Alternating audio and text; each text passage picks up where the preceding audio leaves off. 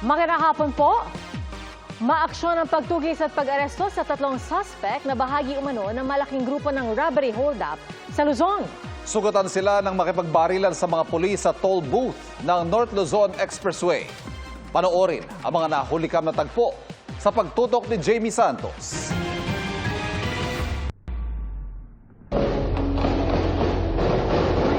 Dinig ang sunod-sunod na putok ng baril sa kuhang ito ng isang netizen sa Bukawi Toll Plaza ng North Luzon Expressway mag-aalas 6 ng hapon kahapon. Makikita rin ang mga unipermadong lalaki. Hagip din sa dashcam video ng isang motorista ang pagsulpot ng mga taga-SWAT na nakikipagbarilan sa kanilang target.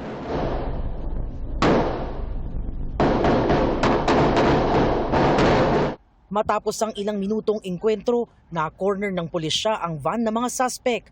Tadtad ito ng mga tama ng bala.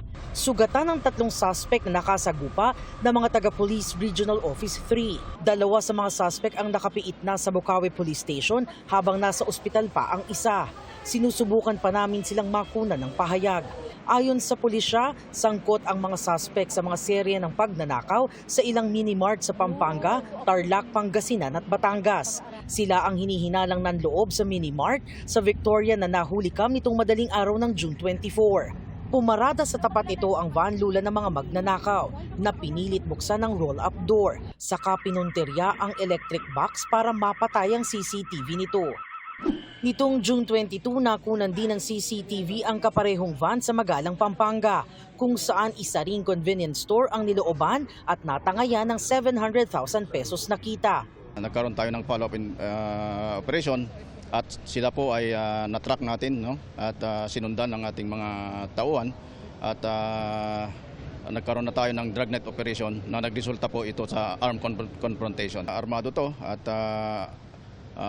sila ay bumibiktima at lumalakad na walang mga armas at siyempre na-alerto sila dahil ang ating kapulisan ay nakapwesto na sa lahat ng exits ng NLEX at dito nga natin naabutan dito sa lugar na ito. Na-recover sa mga suspect ang isang caliber 45 pistol at isang 9mm pistol, pati 3 granada, isang flashbang, 7 sachet ng hinihinalang shabu at 6 na pakete ng hinihinalang marijuana.